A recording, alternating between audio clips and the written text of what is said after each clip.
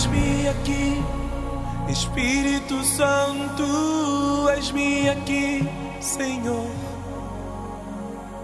Tua presença em mim é o que necessito mais. Eis-me aqui, Espírito Santo. Nós vamos ler Salmo 12, e Salmo 12 são 8 versículos. Nós estamos continuando o estudo no livro de Salmos, e este salmo é um salmo que nos dá uma lição muito grande com algo que nós encontramos no nosso dia a dia. O salmo começa com o verso primeiro assim: salva-nos, Senhor. Já não há quem seja fiel, já não se confia em ninguém entre os homens. Cada um mente ao seu próximo, seus lábios bajuladores falam com segundas intenções.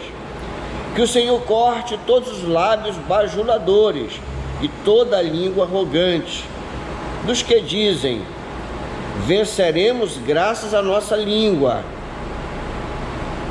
somos donos dos nossos lábios. Quem é, Senhor, sobre nós? Por causa da opressão do necessitado e do gemido do pobre, agora me levantarei, diz o Senhor. Eu lhes darei a segurança que tanto anseiam. As palavras do Senhor são puras, são como prata purificada num forno 7 vezes refinada. Senhor, tu nos guardarás seguros, e dessa gente nos protegerás para sempre. Os ímpios andam altivos por toda parte, quando a corrupção é exaltada entre os homens. É um texto bem presente, por certo, vocês já tiveram numa situação desta, não é? Aonde vocês já conviveram com pessoas com a língua ferina, não é? A língua que corta, ou como o próprio texto fala, a língua bajuladora, né? E é interessante nós pensarmos isso aí, e se não cuidarmos, nós acabamos fazendo isto de forma até muito natural, e muitos até se surpreendem quando nós aqui exemplificamos, e aí você diz: puxa vida, eu até sou assim, não é? Por quê? Se pensarmos bem, né, tem mulheres, né, que se encontram com outras mulheres e aí tecem um comentário, não é? Então, quando chega perto daquela mulher que se cumprimenta, uma se cumprimenta com a outra, e ela diz: puxa, gente, como você está elegantérrima, né? Está magérrima, né? Dá aquele elogio, e logo depois que aquela mulher vai embora, virou de costa: aquela menina está muito gorda, aquela mulher está muito gorda, né? Ou seja, totalmente diferente, né? E o pessoal fala, né, que com os homens já é diferente. Quando os homens se encontram, né, o cumprimento é sempre assim, né? Fala, seu gordo! E aí, careca? Né? Normalmente fala assim. E aí, quando o camarada vai embora, ele faz o seguinte comentário. Ele diz assim: poxa, esse cara é gente fina, né? Então, a gente tem que ter o cuidado, não é? Com o que a gente está falando, né? E aqui Davi, ele começa a abordar essa questão. Então, o primeiro versículo deste salmo, aqui Davi, ele começa a focalizar o problema. Olha só o salmo, como é que começa aí? O salmo diz assim: salva-nos, Senhor, já não há quem seja fiel, já não se confia em ninguém entre os homens. E aqui Davi, ele pede por libertação, não é? Que o Senhor liberte, não é? Segundo ele, pelo texto, acabaram-se aqui as pessoas leais, as pessoas fiéis, ou seja, homens que agem com lealdade e veracidade já não se encontram. Então, ele faz aqui esse clamor. Ele diz: olha, essas pessoas, né, elas desapareceram, as pessoas confiáveis desapareceram. E aí a gente pergunta, será assim? Nós podemos dizer nos dias de hoje a mesma coisa, né? Pessoas fiéis, pessoas confiáveis, né? E a situação aqui descrita por Davi, né, era como se Davi estivesse aonde? Num covil de mentirosos, no covil de mentirosos, né? E aqui a gente nota, eu quero chamar a atenção para essa questão, né, que aqui não se tratavam de inimigos declarados, abertos. E eu diria assim, o pior inimigo é aquele que você não conhece, é aquele que vai minando, E aí nós temos que pensar, no trabalho é muito fácil encontrar esse tipo de pessoas. É aquela pessoa que está ali te parabenizando, batendo no teu ombro, não é? Dando aquela palavra, mas por trás ele está o quê? Minando essa situação aí, para derrubar, para ficar no lugar dele.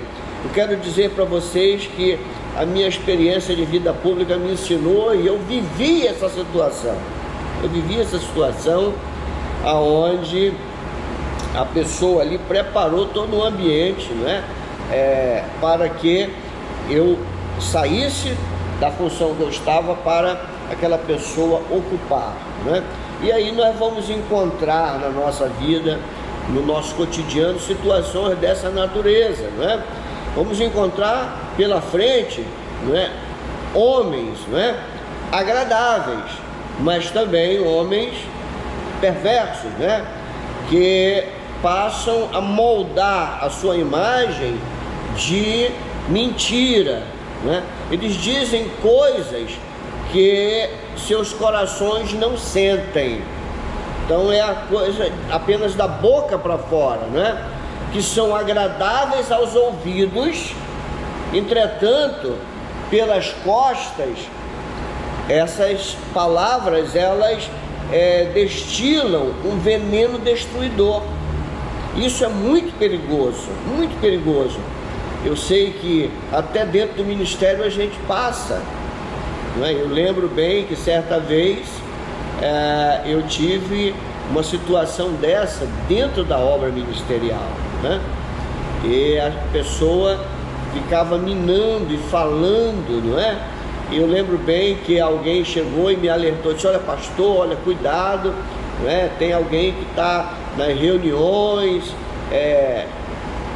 levantando grupinhos, falando, e aí a gente até orientou: nossa, se você tem alguma coisa, não é, contra o pastor, vai até ele, fala com ele. Então reúne a diretoria da igreja, mas essas pessoas nunca fizeram, não é? O verso 2, ele mostra aí: cada um mente ao seu próximo, seus lábios bajuladores falam com segundas intenções. Aqui o versículo 2, ele expande essa ideia ao dizer então que tais pessoas falavam falsidade uns aos outros, né? Começavam a falar falsidades. E a mentira, amados, era uma atividade aqui tão difundida e comum naquele momento ali em que o Salmo está sendo escrito, né? Que aquelas pessoas que mentiam, eles acabavam sendo alvo também da mentira de outros. Então era algo assim, era uma trama atrás da outra, uma mentira atrás de mentira. Eram uns querendo levar vantagem sobre os outros, né? Fingindo serem melhores amigos, né? E na realidade não eram, né? E aqui a gente tem que pensar, né? Muito bem, né? Eu hoje ouvi um vídeo aonde o preletor ele fazia uma diferença entre companheiro e amigo. Aí a gente tem que ter cuidado, não é? Você prefere ter um companheiro ou um amigo? E aí ele colocava essa questão, né? Mostrando que o companheiro muitas das vezes põe o pé para que você caia, mas o amigo estende a mão para te levantar. E aí ele começa a fazer muitas comparações entre o companheiro e o amigo. E aí nós temos observado essas pessoas que se vestem, né, com a roupa de companheiros, que estão ao nosso lado, são aqueles que até vão bajular, né, dizer palavras que o coração dele não está sentindo. É um coração fingido, né? Aqui é a ideia que o texto vai nos dar, né? Tentando esconder os verdadeiros sentimentos, escondendo aqui planos atrás deste coração maquiavélico, deste coração fingido. Então, apesar da falsidade, os desleais, eles não temiam ser desmascarados e punidos. E é isso que o texto vai nos falar. Veja aí o Salmo o verso 3 do Salmo 12, o verso 3. Ele diz assim: que o Senhor corte todos os lábios bajuladores e toda a língua arrogante. Além, amados, da soberba que nós encontramos aqui no verso 3, ser aqui o combustível desta prática era a língua, né? E o verso 4, né, ele vai relatar aqui que mesmo diante de Deus, a sua arrogância, ela era sentida, ela não diminuía, visto aqui que eles passavam, né, a julgarem não haver ninguém que pudesse detê-los ou reprová-los. Está muito claro aí no verso 4, somente a pergunta que tem no final do verso 4. Olha o verso 4 que diz, né? Venceremos graças à nossa língua, somos donos dos nossos lábios. Arrogância. E aí no final a pergunta: quem é Senhor sobre nós? E aqui nós temos que ter aqui um cuidado muito grande, né? De forma desafiadora, né? Nós aqui observamos que Davi, ele começa a observar e ver aquelas pessoas que agiam, né, como quem diz, quem é Senhor para nós? Ou seja, quem é que pode nos dizer o que fazer? Ou quem é que pode nos punir se não o fizermos? Estavam aqui sentindo os máximos, né?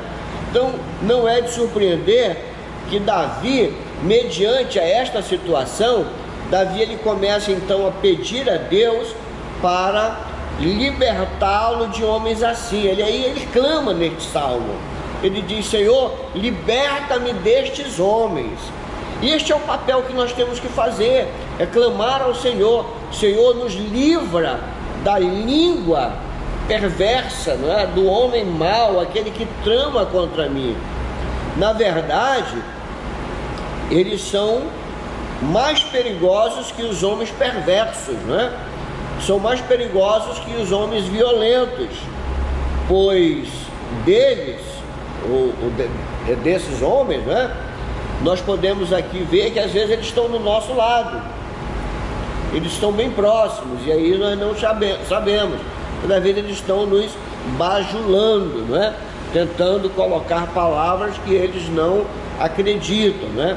Mas Davi, ao mesmo tempo em que ele começa a observar, né, a deslealdade desses homens, ele vê também que Deus não se agrada, ele vê a repulsa de Deus sobre essa prática, sobre essa atividade, e a punição consequente, dizendo aqui que o Senhor irá julgá-los, o Senhor irá cobrá-los, né? Todos os lábios bajuladores, estes aí, o Senhor se levantará contra eles.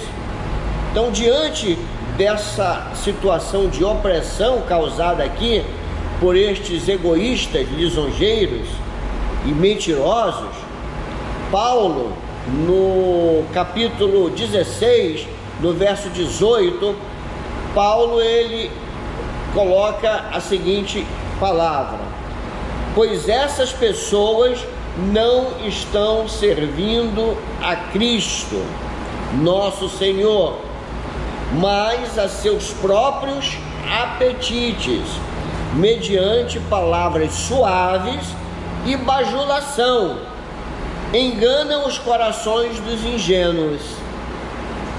Romanos, capítulo 16, versículo 18. E aqui nós observamos, continuando no Salmo 12, aqui nós começamos a observar, queridos, que o verso 5 agora diz assim: por causa da opressão do necessitado e do gemido do pobre, agora me levantarei, diz o Senhor, eu lhes darei a segurança que tanto anseiam.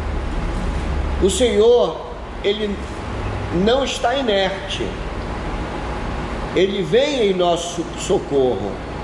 O Senhor, neste versículo aqui, claramente, Ele diz que intercede pelos que anseiam por libertação, né, de tais homens, de tais perseguidores, né?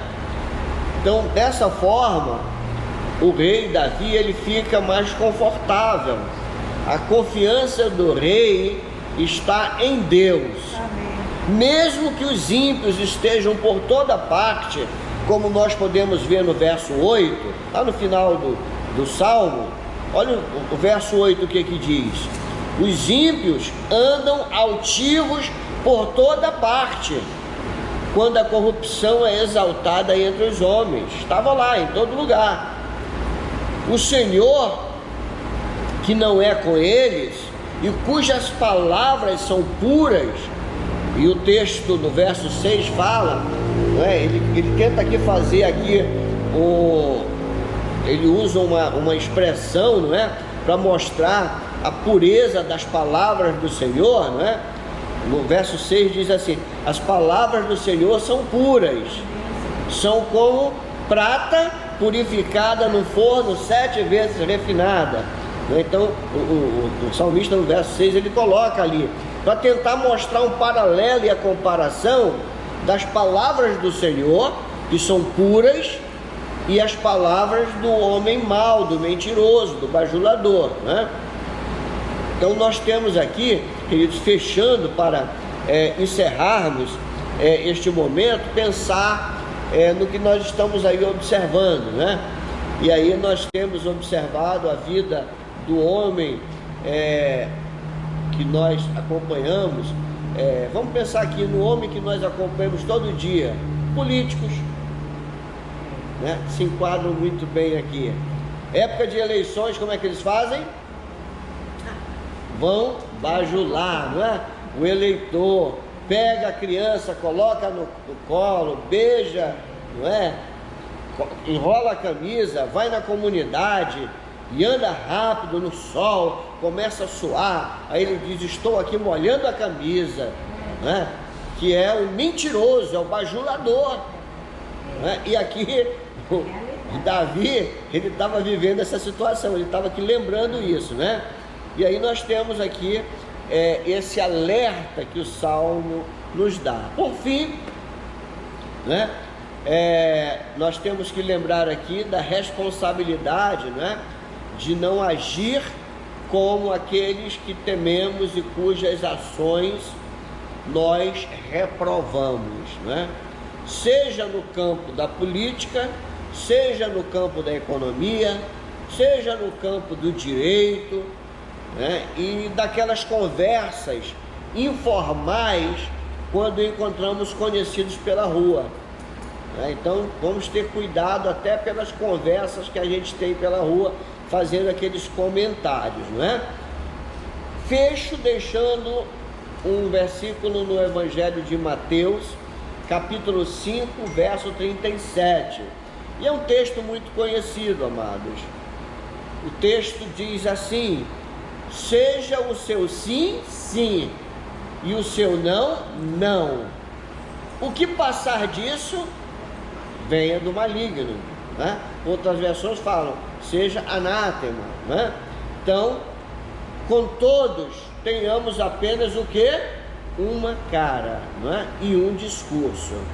Que o nosso sim sempre queira dizer sim. Sejamos então sinceros. Amém? Amém. Que Deus nos abençoe.